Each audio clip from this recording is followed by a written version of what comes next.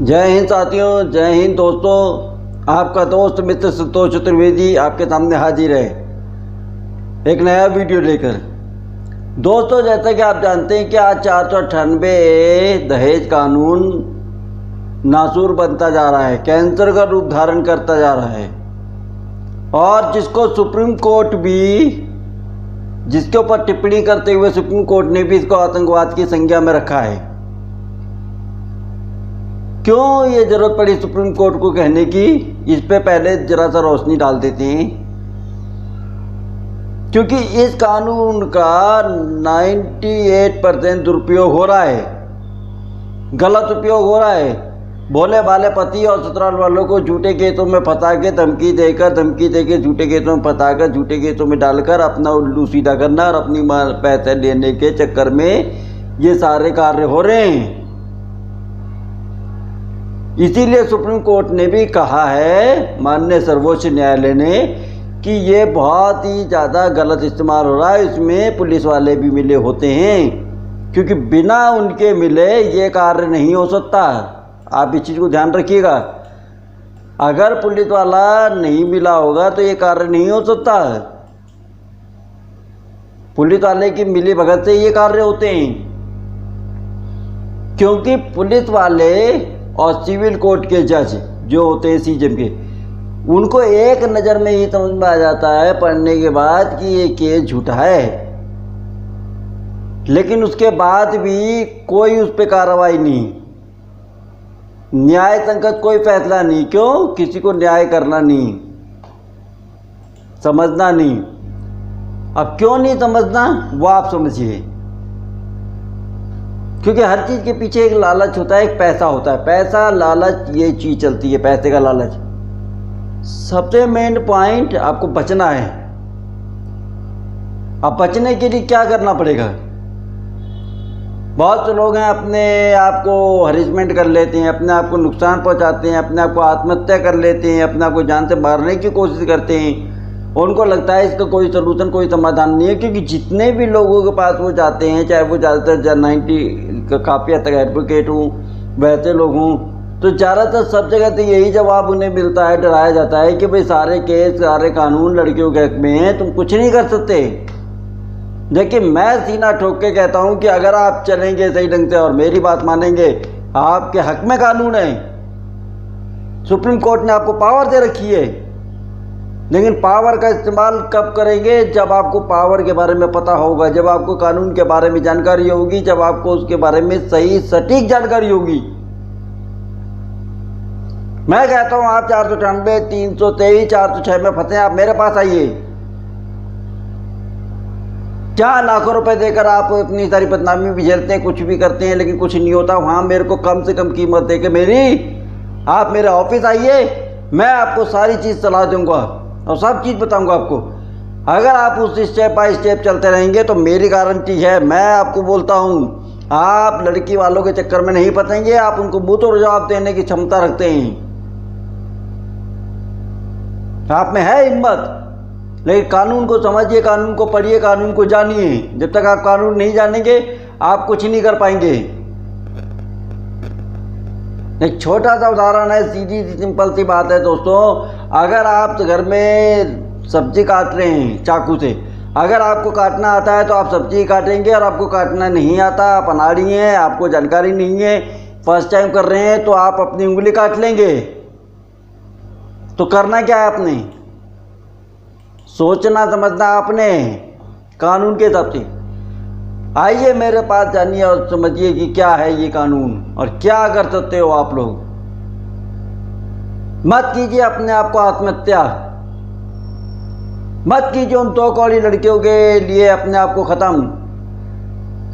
उनके लिए जीना सीखे जिन्होंने 25 साल, 30 साल, 20 साल, 18 साल, 22 साल आपको पाल पोस कर बड़ा करा। उन माँ बाप के लिए जीना सीखे, उन अपनों के लिए जीना सीखे जो आज भी आपकी परवाह करते हैं।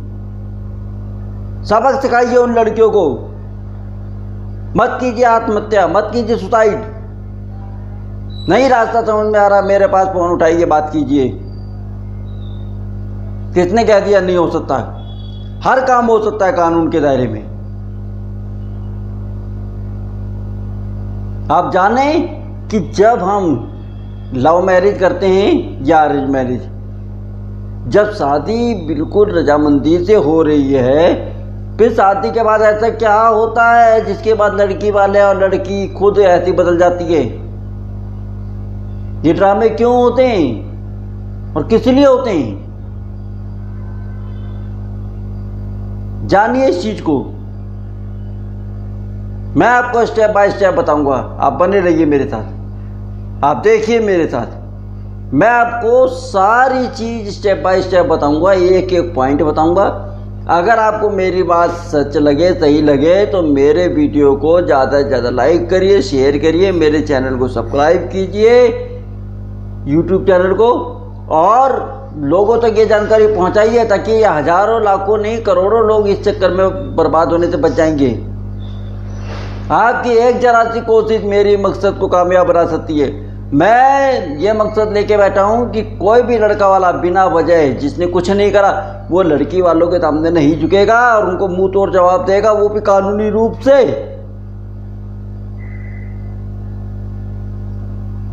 लड़की को फंसाओ उसी के जाल में, कानूनी तरीके से, आपके अधिकार से, आपके राइट से। आपको पता है आपका राइट क्या है, तो बने रहिए मेरे साथ। तो देखिए मैं आगे आपको क्या बता रहा हूं।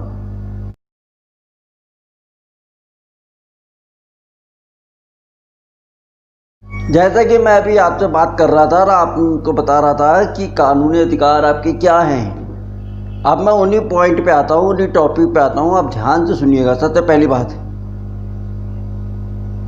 कि आपकी पत्नी अगर आपके साथ कुछ गलत कर रही है, जो पॉइंट मैं बता रहा हूँ, अगर उसमें से कुछ भी कर रही है, तो सबसे पहले आपको उसमें सावधान होने की जरूरत है। और वो क्या चीज़ है? पहली बात, आपकी पत्नी आपको परेशान करती है, बिना बात की झूठे मुकदमे डालने की धमकी देती है, बार बार मायके जाने की जिद करती है। आपकी पत्नी आपके परिवार वालों को, अपने माँ बाप को छोड़ने की बात करती है और अपने माँ बाप छोड़ना नहीं चाहती। आपको अपने मायके ले जाना चाहती है, वहीं रखना चाहती है कि भाई आप उसके मायके में चलो और वहाँ पे अपना किराए के मकान में रहो। अगर ऐसा कुछ भी है तो ये आपके लिए खतरे की घंटी है, आप सावधान हो जाइए। क्योंकि लड़कियां बहुत चालाक और शातिर हैं। अब होता क्यों है, जब हिंदू रीति रिवाज से अरेंज मैरिज हुई या लव मैरिज हुई, उसके बाद ये ड्रामे, रजामंदी से शादी होने के बाद ड्रामे क्यों होते हैं? इसके कारण क्या हैं? कारण आप जानेंगे तो समझ पाएंगे। सबसे पहली बात, किसी पे भी अपनी पत्नी पर इतनी जल्दी विश्वास मत कीजिए, क्योंकि आप अगर अपनी पत्नी पर इतनी जल्दी विश्वास कर लेंगे तो कुछ नहीं कर पाएंगे। आप आते ही विश्वास कर लेते हैं, जिसके कारण आपको ये सब कुछ भुगतना पड़ता है। आप अपनी सारी जानकारी उसको दे देते हैं, जबकि उसकी जानकारी नहीं लेते। समझ रही है ना? तो आपको जानना है, समझना है क्यों करना है ऐसा है, ताकि अपने आप को बचाया जा सके।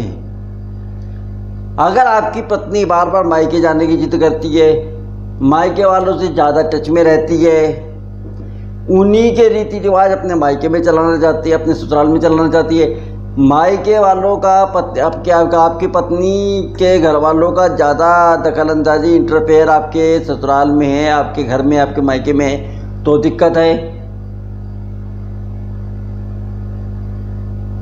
तो दिक्कत है। अगर ये सब हो रहा है तो भयंकर घंटी है खतरे की, इसको समझ जाइए। इससे पहले कुछ वो करे, आप अपने कदम उठाइए। जाने की लड़कियां ऐसी करती क्यों हैं? बहुत से लोगों के मेरे पास कमेंट आते हैं, जो सवाल होता है कि सर हमने तो लव मैरिज करी है, हमने तो अरेंज मैरिज करी है, सब रीति रिवाज से जबरदस्ती शादी नहीं हुई, रजामंदी से रजामंदी से हुई है, राजीनामे से बढ़िया तरीके से शादी हुई है, फिर लड़कियां ऐसे क्यों करती हैं शादी के बाद? कि क्या करती हैं पत्नियां ऐसी क्यों करने लग जाती, क्या कारण है? नहीं समझ में आ रहा। उनके लिए मेरा जवाब है, उनके लिए मेरा जवाब है। सबसे पहली बात, उनके कारण को समझिए। क्योंकि अगर आप इस चीज़ के कारण को नहीं जान पाएंगे तो आप कुछ नहीं जान पाएंगे और कुछ नहीं समझ पाएंगे कि आप क्या कर रहे हैं, क्या नहीं कर रहे, किस तरह की बातें हो रही हैं, लड़की ऐसे क्यों कर रही है, पत्नी ऐसे क्यों कर रही है, किस वजह से कर रही है, ये आप नहीं जान पाएंगे। आप जानिए, समझ लीजिए, आप कुछ नहीं कर पाएंगे इसमें अगर आप ऐसे अनाड़ी बने बैठे रहेंगे। जानिए अपने अधिकार को कि लड़कियां क्यों कर रही हैं, पत्नी में आखिर ऐसी क्या प्रॉब्लम हो गई, न खाने की फिक्र, न कमाने की चिंता, न मान सम्मान की कोई कमी है, फिर क्यों ऐसा हो रहा है। इसका सबसे बड़ा कारण है कि लड़की आपको पसंद नहीं करती है। माँ बाप के कहने पर, घर वालों के कहने पर दबाव में आकर उसने शादी करी आपसे। आप दबाव में शादी करी है तो निभा नहीं पाएगी। क्यों? उसके कई कारण हैं। पहला कारण कि या तो लड़की अपना किसी और से प्यार करती है और जबरदस्ती माँ बाप ने आपके साथ शादी कर दी। ठीक है ना, क्योंकि लड़की के माँ बाप ने अगर भाई हमने तो उससे जबरदस्ती शादी नहीं करी, तो उसने अगर हमारे साथ ऐसा करा तो क्यों करा। दूसरी बात, लड़की के अतीत में कोई ऐसा राज छुपा होता है जिसकी वजह से उसको डर लगता है कि ये राज पति या ससुराल वालों के सामने खुल जाएगा तो उनकी इज्जत चली जाएगी, उनका मान सम्मान चला जाएगा और उनको जेल भी हो सकती है 420 के केस में। तो वो राज अगर पति के हाथ में लगने वाला होता है या ससुराल वालों को शक हो जाता है तो उस राज को दबाने के लिए पति और ससुराल वालों के ऊपर झूठे मुकदमे दर्ज किए जाते हैं। 498 ए 323 406 ये लड़कियों का सबसे बड़ा खतरनाक हथियार है। तो मामूली मत समझिए, बहुत खतरनाक हथियार है ये। उसके बाद हो सकता है कि लड़की को कोई मानसिक बीमारी हो जिस बात को आपसे छुपाया गया है, और बाद में आपको अगर ये महसूस होता है कि लड़की के साथ ऐसी कोई घटना है, कुछ ऐसा है, आप उसकी जड़ तक जाना चाहते हैं और उसको लगता है कि मेरा तो राज खुल जाएगा, मेरा भेद खुल जाएगा, मेरी सारी पोल पट्टी खुल जाएगी, तो वो झूठे केस में फंसाने की धमकी देती है और झूठे केस में फंसाती भी है ताकि आप उन्हीं केसों में उलझ जाओ और उसकी सच्चाई को ना जान सको। उसके मायने में क्या चल रहा है ये आप नहीं जान पाओगे, इसीलिए तो झूठे केस में डालती है। क्योंकि एक बार कंप्लेंट हो गई तो पति के साथ साथ ससुराल वालों का सबका नाम लिखवा दिया जाता है ताकि जितने ज़्यादा लोग इस केस में फंसेंगे उतना ही उसको फायदा।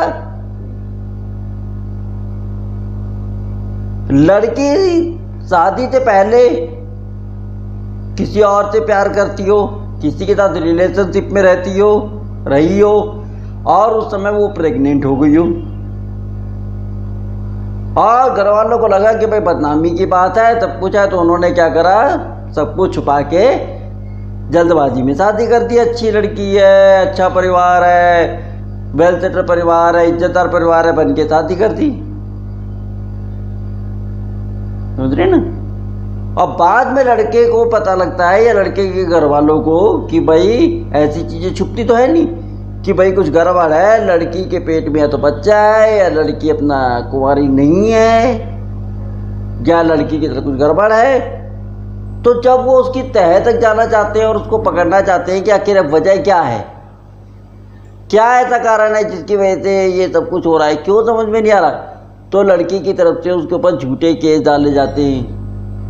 क्योंकि हो सकता है पेट में बच्चा भी हो सकता है पहले पेट में बच्चा रह गया और अबॉर्शन कराया हो और ये ससुराल वालों और पति को नहीं बताया जाता। इसका मतलब आपके साथ फ्रॉड हुआ है।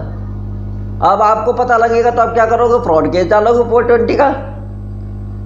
आप 420 का केस ना डाल सको, उसकी पोल पट्टी सामने ना आ सके, सच्चाई सामने ना आ सके, दुनिया के सामने उसकी बदनामी ना हो, इसीलिए आपको ऊपर झूठे मुकदमे डाले जाते हैं। 498 323 406 498 दहेज का मुकदमा होता है, 323 होता है मार पिटाई का और 406 अमानत में खयानत। यानी कि आपने उसके परिवार वालों ने जो भी कुछ दान दहेज दिया वो आपने ले लिया, लेकिन आपने वापस नहीं करा, आपने लौटाया नहीं, आपने कब्जा कर लिया, तो वो अमानत में खयानत होता है। कब्जा। तो उस चीज के लिए वो झूठे केस डालती हैं ताकि आपका माइंड डाइवर्ट हो सके और आप उसकी सच्चाई ना जान सकें। आप अपनी मुसीबत में फंस जाओगे तो उसके बारे में क्या जानोगे सच्चाई। उसके बाद एक पॉइंट और कि लड़की के अतीत में बहुत से ऐसे राज होते हैं, लेकिन उसको छुपाने के लिए लड़की क्या करती है, नाम बदल के, लड़की और लड़की के घर वाले अपनी बेटी का नाम बदल के, यानी आपकी होने वाली बीवी का नाम बदल के शादी करते हैं, ताकि अगर शादी के बाद भी आपको कोई शक हो तो आप उसके नकली नाम से उसके बारे में पता ही नहीं कर पाएंगे, क्योंकि नकली नाम से तो कोई जानता ही नहीं। आप फर्ज कीजिए किसी लड़की का नाम अनीता है और उसका शादी कर दी सुनीता नाम से। अब सुनीता नाम से आप कहीं भी सर्च मार लीजिए, कहीं भी गूगल पे चले जाइए, कहीं भी किसी भी जगह पता कर लीजिए, कोई नहीं बताएगा, क्योंकि सब तो उसे अनीता के नाम से जानते हैं, सुनीता के नाम से कोई जानता ही नहीं। वही लड़की सुनीता, ये कौन जानता है। तो आप उसके बारे में 90% नहीं पता कर पाएंगे। क्यों? नकली नाम, नकली काम, नकली दाम। सोचिए, समझिए, दिमाग से जोर डालिए दिमाग पे। उसके बाद पत्नी शादी से पहले किसी और के साथ प्यार करती हो, उसी के साथ रहना चाहती हो, मगर फाइनेंशियल प्रॉब्लम हो और आपको देखा कि भाई आपके परिवार में सब लोग अच्छे हैं, प्रॉपर्टी अच्छी है, बैंक बैलेंस अच्छा है, लड़का कमाता अच्छा है, लड़के के घर वालों के पास प्रॉपर्टी है, शादी कर लो। कुछ समय बाद, महीना 2 महीने बाद उठा के दहेज का केस डाल दो और सेटलमेंट के नाम पर 15 से 20 लाख रुपए ये मांग लो और जेवर लिखवाया वो मांग लो, यानी 20-25 लाख रुपए का हिसाब किताब बना लो। उसी पैसे को लेकर अपने प्रेमी, अपने आशिक के साथ जाके मस्ती करो, मौज मस्ती करो, पति को फंसाओ। पति जब फंसेगा तो बाद में क्या है, चलाया जाएगा पति को कि भाई तुम्हारे खिलाफ सारे कानून हैं, लड़कियों के हक में है, तुम्हारे हक में कोई कानून नहीं है, तुम कुछ नहीं कर सकते। डर के हमारे पति वाले अपनी इज्जत की खातिर 15-20 लाख रुपए दे देती, जो उसका मकसद था वो पूरा हो गया, क्योंकि वो अपने पहले प्यार को नहीं भूल पा रही है। बहुत सी ऐसे राज हैं पत्नियों के जो शादी से पहले होते हैं। अगर आपने वो चीज़ पकड़ ली, आपने उनकी कमजोरियां पकड़ ली, आपने उनकी धोखाधड़ी पकड़ ली, और जब लड़की को लगा ये तो फंसा देगा मुझे, मेरे ऊपर केस डाल देगा, मेरी लाइफ बर्बाद होगी, मेरे भाई के वाले जेल जाएंगे, तो उसको बचने के लिए एक ही रास्ता है, 498, 323, 406 डाल दो, दहेज केस, दावड़ी केस डाल के उनको फंसाओ ताकि ये कुछ ना कर पाए।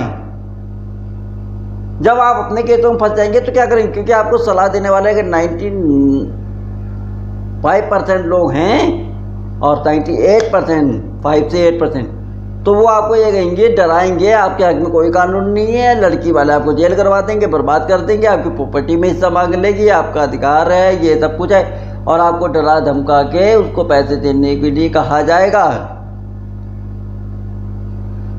और जो बिचौलिया शादी करवाता है, अगर कोई जान पहचान का है जिसने शादी करवाया, उसके बाद आप शादी के बाद ऐसी प्रॉब्लम आती है, उससे बोलोगे तो कहेगा भाई मैंने तो शादी करनी थी, मैंने तो शादी करवा दी, अब भैया हमें तो पता नहीं था, अब तुम जानो तुम्हारा काम जाने। वो सीधे बोलेगा, चाहे वो महिला हो पुरुष हो, वो सीधे बोलेगी कि भाई हमें नहीं पता, अब तो तुम जानो तुम्हारा काम जाने, हमने तो शादी करवानी थी, हमारे सामने ऐसी कोई बात नहीं थी और तुम जानो। और क्योंकि वो इसी शादी को करवाने के लिए, झूठी शादी करवाने के लिए पैसा ले लेता है दूसरों से। तो आपको इन सब चीज़ों के बारे में जानकारी हो गई। अब अगर आप फंस जाते हैं तो क्या करेंगे, ये सब जानने के लिए आप संतोष चतुर्वेदी हेल्पलाइन में आइए, ऑफिस में आइए, बैठ के बात कीजिए। अगर ऑफिस में नहीं आ सकते, आप दूर के हैं, ऑल ओवर इंडिया में कहीं से भी हैं आप, वहाँ से भी हमारी पेमेंट ऑनलाइन कर सकते हैं, पेटीएम के ज़रिए ऑनलाइन कर सकते हैं पेमेंट, और पेमेंट करने के बाद अपनी समस्या बता के अपना समाधान पा सकते हैं। जो भी मैं समस्या का समाधान बताऊंगा, जो भी स्टेप बताऊंगा, उस स्टेप को स्टेप बाय स्टेप समझना है, स्टेप बाय स्टेप आपने फॉलो करना है, उस पर चलना है। मैं 90% नहीं 99% विश्वास दिलाता हूँ आपको, मेरी आजमाई हुई चीज़ है कि जो सलाह दी है वो कभी खाली नहीं गई और बहुत सही सलाह होती है और आपको फायदा मिलेगा। अब सोचना होता है, करना आपने है कि क्या करना है। वकील है, अपना काम करेगा, जो करेगा केस करने दीजिए, तो अपने हिसाब से पॉइंट रखेगा। लेकिन हमारी सलाह जो होगी उसको अगर आप वकील को बताएंगे, उसको आपको समझाएंगे, पॉइंट बताएंगे, तो उस हिसाब से अगर वो काम करेगा और आपको खुद को मालूम होगा कि आप कोर्ट में किस तरह पेश हो सकते हैं, किस तरह आप बोल सकते हैं, क्या क्या बोल सकते हैं, क्या आपके राइट है, क्या आपके मेडिटेटिव फंडन है। जब आप ये सारी चीज़ें जान सकते हैं और जान जाएंगे तो आपको केस लड़ने में आसानी होगी। 498 और लड़की यानी अपनी पत्नी के खिलाफ अगर कोर्ट में केस लड़ने जा रहे हैं, चाहे 498 हो, चाहे 325 हो, चाहे 406 हो, चाहे 125 हो, वो एक जंग है। और जंग में जाने से पहले अपनी पूरी तैयारी आप कर लीजिए। अगर आप तैयारी के साथ जाएंगे आप कभी नहीं हार सकते, और अगर आप बिना तैयारी के जाएंगे तो बंटाधार। सोचना आपने, समझना आपने। मेरे नंबर स्क्रीन पे आपको मिल जाएंगे, मेरा एड्रेस मिल जाएगा, आप अपना मुझसे संपर्क कर सकते हैं। और 1 टाइम की फीस, हमारी एक ही बार की फीस होती है हर केस में, अलग अलग केस में। हर केस की फीस एक ही अलग अलग होती है। हर केस की मतलब आप 4 केसों के बारे में डिस्कस करेंगे तो 4 केसों की अलग अलग फीस, 4 केसों की अलग अलग फीस देनी पड़ेगी। लेकिन 1 टाइम की होती है, दोबारा देने की जरूरत नहीं है आपको।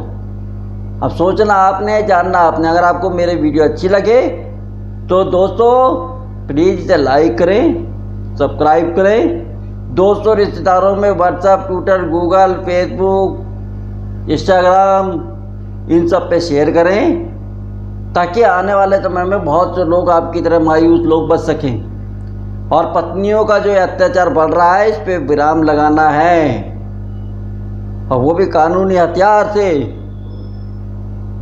पत्नी को फंसाओ उसी के जाल में, उसी के हथियार से, कानूनी हथियार से। लड़ो कानून की लड़ाई और जीत के दिखाओ। हम बैठे हैं ना भाई, किस बात कर रहे हैं। जय हिंद, वंदे मातरम।